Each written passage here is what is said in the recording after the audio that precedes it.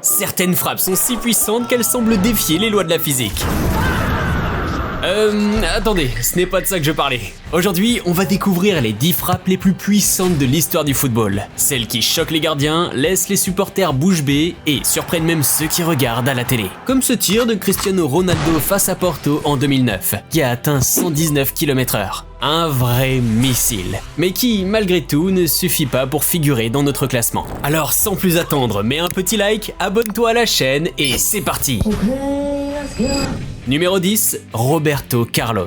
Roberto Carlos est souvent considéré comme l'un des latéraux les plus explosifs de l'histoire du football. En 1997, lors d'un match entre le Brésil et la France, il a laissé tout le monde sans voix. À près de 40 mètres du but, le Brésilien s'élance, frappe le ballon de l'extérieur du pied et le fait partir à une puissance phénoménale. Le ballon suit une trajectoire parfaite et atteint les 138 km/h, laissant Fabien Barthez complètement figé, simple spectateur de ce moment incroyable. C'est l'un des buts qui m'a le plus marqué quand j'étais enfant. Numéro 9, Zlatan Ibrahimović. Le joueur suédois a toujours été une présence importante sur le terrain, sans jamais hésiter à prendre des risques. En 2013, sous les couleurs du Paris Saint-Germain, il affronte Anderlecht en Ligue Europa et inscrit 4 buts lors d'un match totalement fou. L'un d'entre eux sort clairement du lot et est même élu plus beau but de la phase de groupe par l'UEFA. Une frappe absolument monstrueuse. À environ 20 mètres du but, Zlatan reprend le ballon de volée et le frappe avec une puissance incroyable atteignant les 150 km/h. Regarde-moi ça.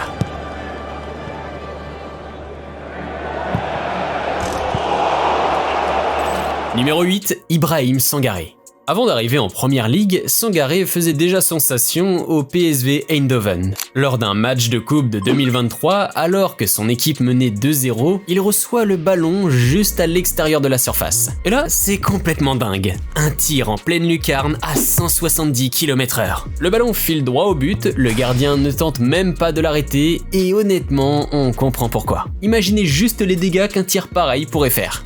Numéro 7, David Hirst. David Hirst a déclenché l'un des tirs les plus puissants jamais vus en Première Ligue. Lors d'un match contre Arsenal, il envoie une frappe incroyable du pied gauche à 183 km/h. Le tir était tellement violent qu'on ne pouvait suivre le ballon qu'au ralenti. Malheureusement, il tape la barre transversale. Quel dommage qu'il n'ait pas fini au fond des filets.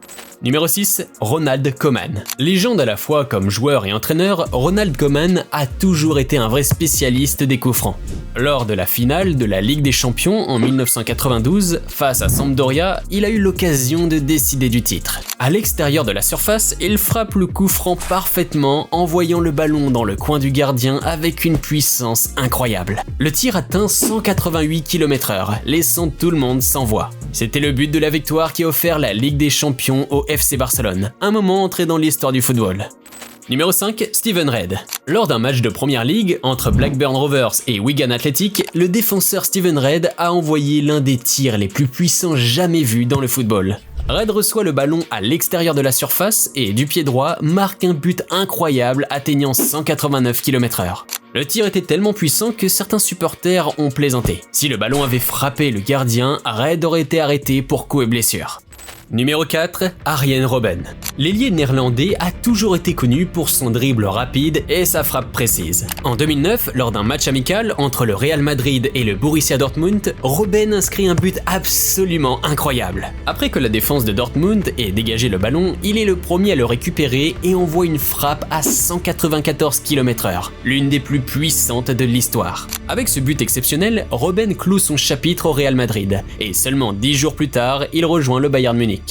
Numéro 3, Lukas Podolski. Lukas Podolski a toujours été synonyme de frappe puissante. Lors de la Coupe du Monde de 2010 en Afrique du Sud, même si l'Allemagne n'a pas remporté le titre, il a marqué les esprits. Dans un match contre l'Australie, il envoie un missile à 201 km/h, laissant le gardien sans aucune chance. C'était la première fois dans l'histoire de la Coupe du Monde qu'un tir dépassait les 200 km/h. Numéro 2, Ronnie Eberson. En 2006, tout le Portugal s'est arrêté pour admirer l'un des tirs les plus puissants jamais vus sur un terrain de football. Ronnie Eberson, alors au Sporting, bénéficie d'un coup franc de loin. Une situation simple, jusqu'à ce qu'il frappe le ballon avec une puissance incroyable. Le Brésilien lance sa jambe en arrière et lâche un tir impossible à 210 km/h. Le tir était si rapide que le ballon a pratiquement disparu dans les airs et n'a été vu de nouveau qu'au fond des filets. Ce tir a détenu le record du tir le plus rapide du football professionnel pendant 5 ans, jusqu'à l'arrivée du grand, du fantastique, du magnifique et de l'incroyable Hulk. Son nom en dit long. En septembre 2011, Hulk jouait pour le FC Porto et bénéficie d'un coup franc à 33 mètres du but lors d'un match de Ligue des Champions. Le Brésilien envoie un missile dans la lucarne gauche du gardien. Impossible que le ballon ne rentre pas.